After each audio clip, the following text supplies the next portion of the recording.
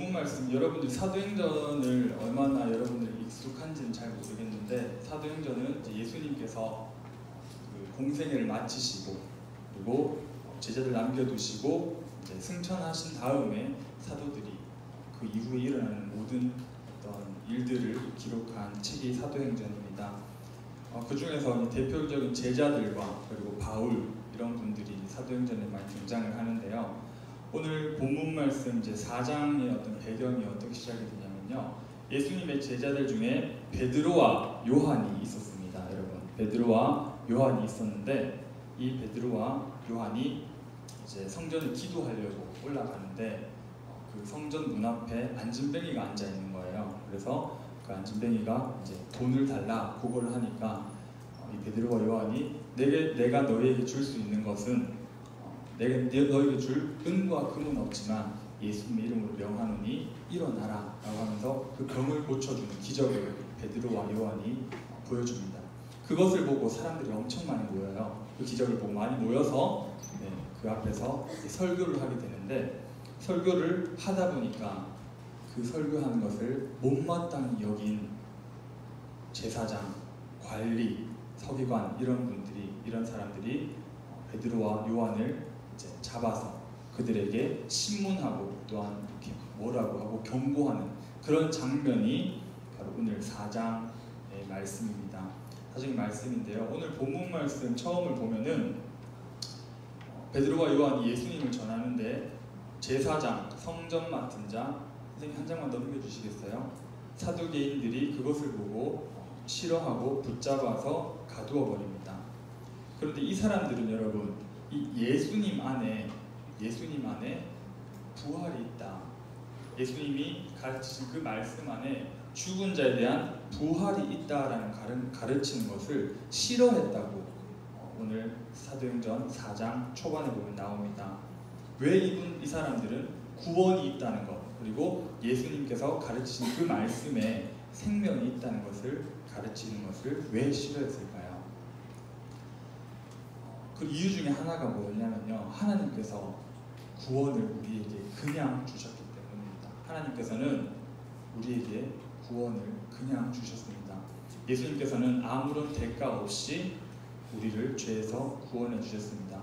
여러분, 아마 돈을 받고 구원을 받을 수 있다라고 이야기를 하면요, 사실 사람들이 그 구원 받기 위해서 줄을 엄청나게 설걸요. 그리고 구원을 받는데 100억을 내라고 한다면은 분명히 내는 사람이 있을 것입니다. 그런데 이것을 구원을 그냥 준다고 하니까 사람들이 줄을 안 선다는 거죠. 아마 자신이 그 대가를 치르지 않았기 때문에 아마 진정한 그 구원의 가치를 모르는 게 아닐까요? 여러분, 기독교가 아닌 많은 종교들을 보면 값없이 구원에 이르는 것을 싫어합니다.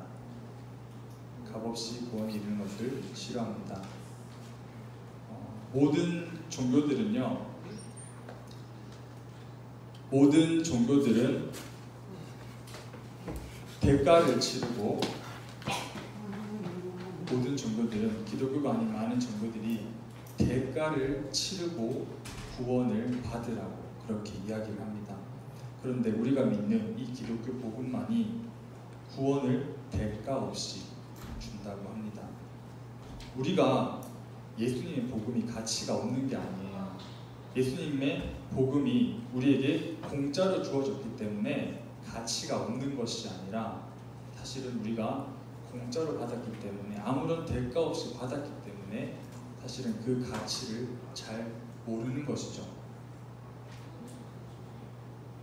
우리가 그 복음이 가치 있다고 생각하지 않고 살아가기 때문에 오히려 가치가 없는 것들을 전하는 사람들이 지금 이 세상에는 많이 판을 치고 있습니다. 우리가 보통 생각하는 이단들이죠.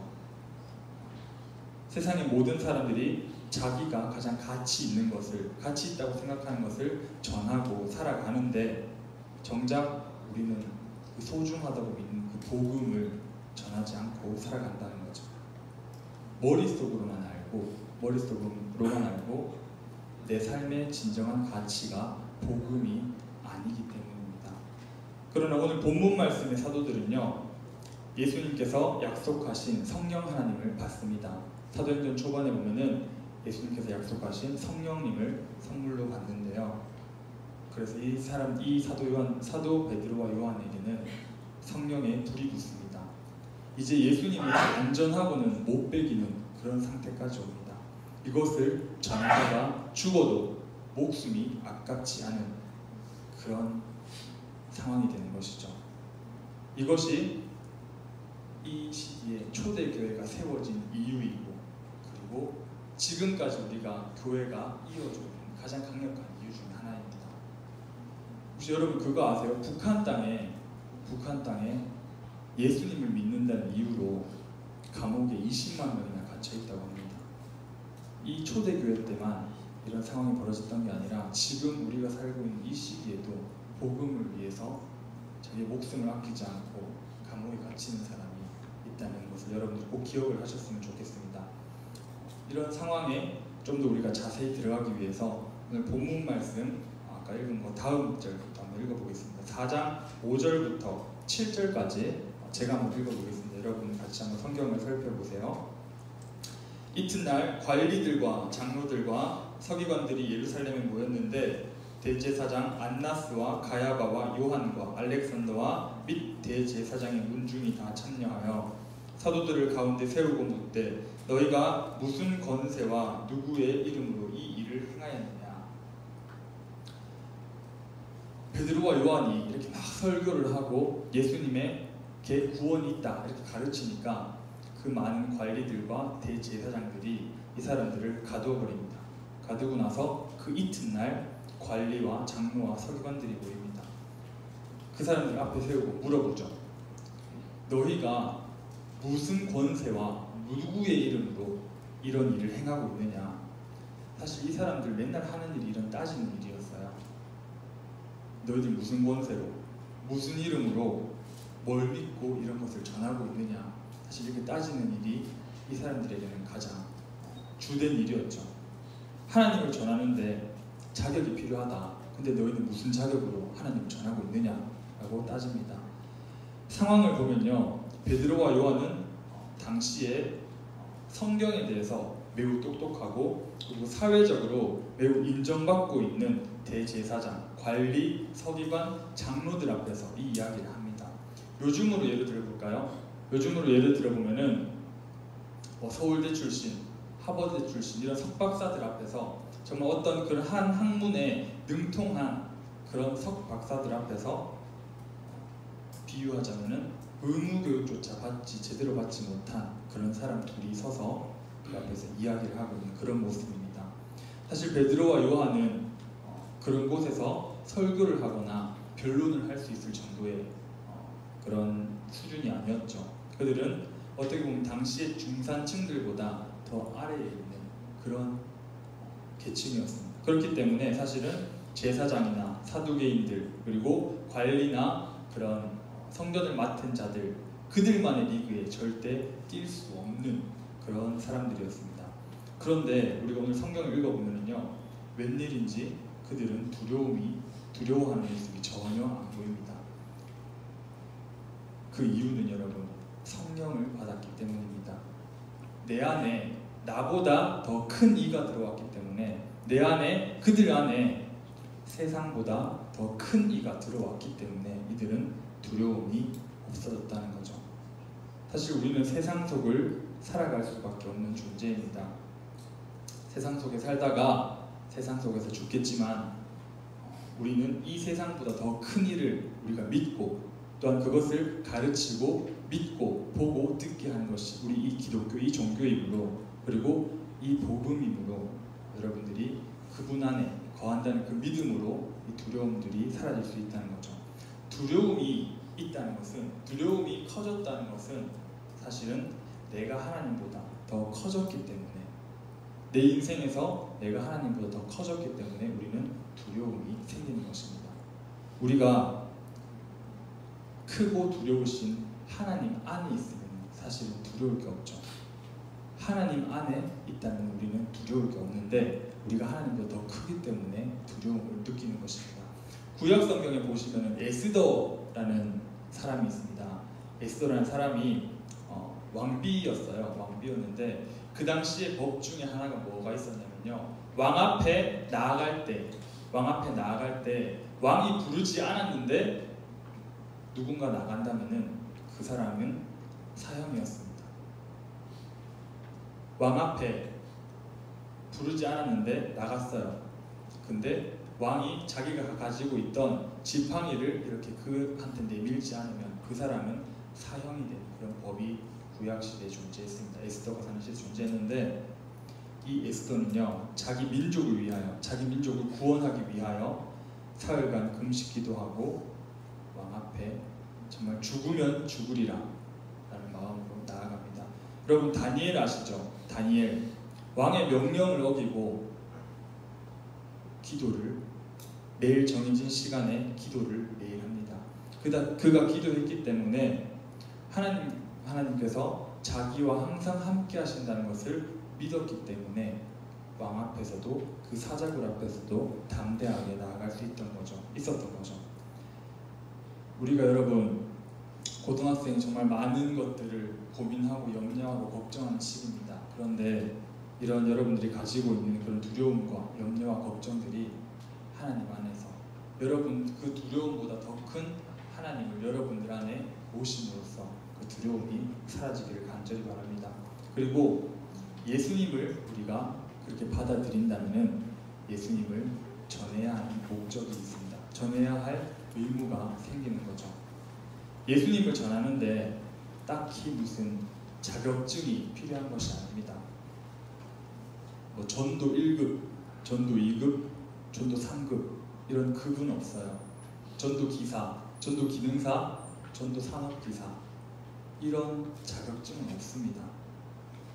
오늘 보고 있는 이 요한과 베드로 이 제자들이 신학교 나와서 여러분 예수님을 전하고 있는 게 아니잖아요. 신학교에서 탄탄한 수업을 받고 탄탄한 성경 교리를 배워서 예수님을 전하고 있는 것이 아닙니다. 그들은 예수님께 들은 말씀이 있었고 예수님이 행했던 그 모습을 다 보았고 그리고 무엇보다도 가장 중요한 것은 성령이 임했기 때문에 그들 안에 성령이 있었기 때문에 예수님을 담대하게 전할 수 있었습니다. 우리가 예수님을 전하는 것, 복음을 전하는 것, 전도하는 것 사실은 매우 어렵습니다. 하지만 우리가 그런 것에 대한 두려움이 없어지고 성령이 정말 여러분들 안에 정말로 여러분들이 성령을 받는다면은 내 안에 진리가 믿어지고 내가 죄인이라는 것이 매일매일 깨달아지고 그리고 구원받은 그 감격이 매일매일 느껴지기 때문에 우리가 안전할 수가 없는 상태가 오는 거죠. 그렇기 때문에 여러분들 성령 하나님을 만나게 해달라고 내 안에 임하게 해달라고 항상 기도하는 여러분이 되기를 바랍니다. 그런데 관리와 장로와 서기관들은 무슨 자격으로 너희가 하나님을 전하느냐라고 계속 따지고 있습니다. 4장 8절부터 12절까지 여러분 조금 졸리시죠? 4장 8절부터 12절까지 한 절씩 다시 한번 읽어보겠습니다. 제가 먼저 읽고 여러분들이 두 번째 절 읽어주세요. 이에 베드로가 성령이 충만하여 이르되 백성의 관리들과 장로들아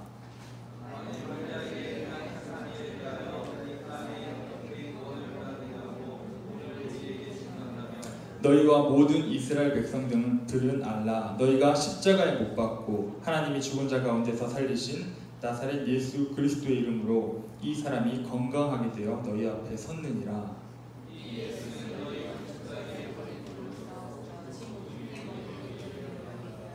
다른 이로서는 구원을 받을 수가 없나니 천하 사람 중에 구원을 받을 만한 다른 이름을 우리에게 주신 일이 없음이라 하였더라. 아멘.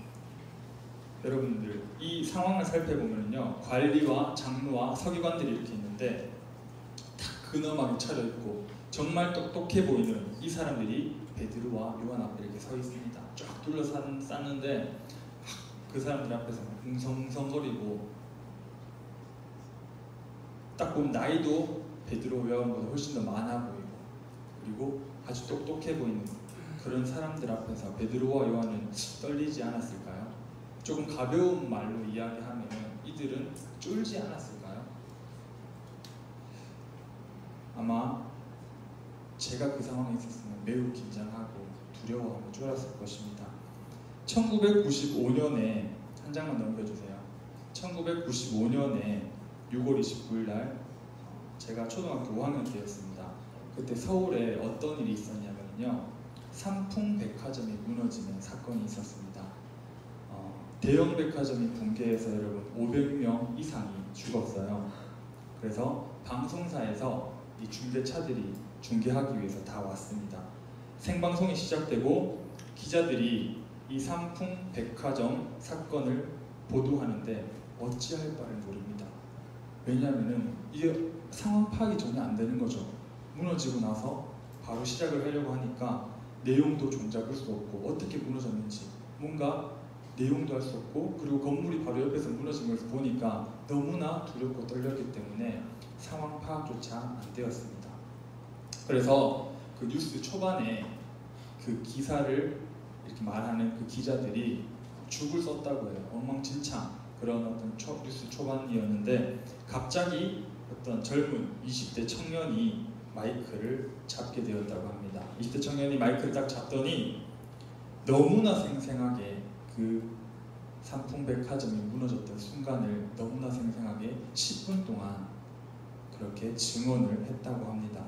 이 청년이 누구였냐면요, 이 삼풍백화점 바로 맞은편에 있었던 주유소에서 알바생으로 일하던 청년이었는데, 그는 실제로 삼풍백화점에서 그 무너지는 그 장면을 처음부터 다 보았고, 생생하게 사람들이 막 튕겨져 나오는 것까지 어떤 일이 벌어지는지 너무나 생생하게 다 보았기 때문에 이 사람은 그대로 사람들에게 생생하게 전할 수가 있었다는 거죠.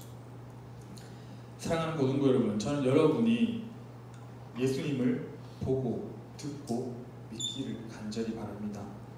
우리가 무슨 준비를 해서 말하는 게 아니라 정말 그 예수님을 만나서 그 만난 경험을 보고 듣고 믿은 그 경험을 여러분들이 전할 수 있는 그런 전도자가 되기를 간절히 바랍니다. 베드로와 요한은 전혀 두려울 것이 없었죠. 이 주유소 청년처럼. 왜냐? 예수님을 보고 예수님을 들었고 예수님을 정말 제대로 알고 믿었기 때문이죠. 정말 두려울 것이 없었습니다. 내 목숨 하나 버리기로 이미 작정했는데 이 베드로와 요한이 무엇이 두려웠을까요?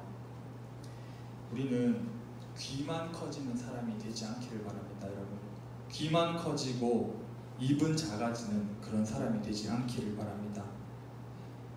우리가 고등부 이렇게 주일 예배를 듣는 설교도 매우 중요합니다. 제가 전하는 말씀이나 성경 말씀 읽고 우리가 이렇게 설교를 듣는 것도 매우 중요하지만, 이렇게 설교를 듣는 것에서 끝나는 것이 아니라 우리는 정말 행하고 입으로 전해야 되는 거죠. 예수님을 믿는데 왜 내 인생이 그대로일까? 이런 의문이 든다면요, 내가 예수님을 정말 제대로 믿고 있나 스스로에게 한번 질문을 해보기 바랍니다. 믿는 만큼, 내가 배우고 있는 만큼, 설교를 들을 만큼 과연 내 삶 속에서 행하고 있는지 다시 한번 생각해 보기를 바랍니다. 저는요, 설교를 잘 듣는 사람이 아니라 설교를 듣고 정말 그 하나를 듣더라도 입으로 전하고 행할 수 있는 우리 고등부가 되기를 간절히 바랍니다. 다시 본문으로 돌아가서 그 모인 사람들이 마지막에 베드로와 요한에게 뭐라고 얘기를 하냐면요, 4장 19절과 20절을 보면요, 베드로와 요한이 대답하여 이르되 하나님 앞에서 너희의 말을 듣는 것이 하나님의 말씀을 듣는 것보다 옳은가 판단하라. 우리는 보고 들은 것을 말하지 아니할 수 없다 하니. 오늘 어떻게 보면 가장 핵심적인 설교 제목과도 같죠. 우리는 보고 들은 것을 말하지 아니할 수 없다. 우리가 보고 들은 것을 말하지 아니할 수 없다는 것은 우리는 그것을 보고 들었다는 얘기입니다. 정말 우리는 여러분 정말 보고 들어야 합니다. 예수님을 보고 듣는 우리가 되기를 바랍니다. 기도를 통하여서 예수님을 보고 듣고 성경을 통하여서 예수님을 보고 듣는, 그리고 나에게 주어진 이 상황과 환경을 통하여서 그 안에서 예수님을 보고 듣는 여러분이 되기를 간절히 바랍니다. 그리고 그것을 담대히 전하는 여러분이 되기를 간절히 바랍니다. 우리가 만약에 100년을 산다고 가정을 해봅시다. 100년을 산다고 하면은 여러분들 앞에 이제 약 80년의 그런 기간이 남아 있어요. 예수님이 없는 것 같아서 안 믿고 만약에 80년을 살다가 여러분들이 딱 죽었는데 그게 끝이 아니었던 거죠. 죽고 나니까 천국과 지옥이 실제로 존재하고 하나님이 실제로 존재했던 거죠. 그때는 어떡할 거예요? 그렇기 때문에 여러분 지금 어떻게 보면 가장 중요한 기로에 서 있습니다. 스스로의 인생에 대한 여러분 올바른 결정을 할 수 있는 여러분이 되기를 바랍니다. 믿느냐 안 믿느냐는 매우 단순하지만 어떻게 보면 매우 어려운 결정입니다.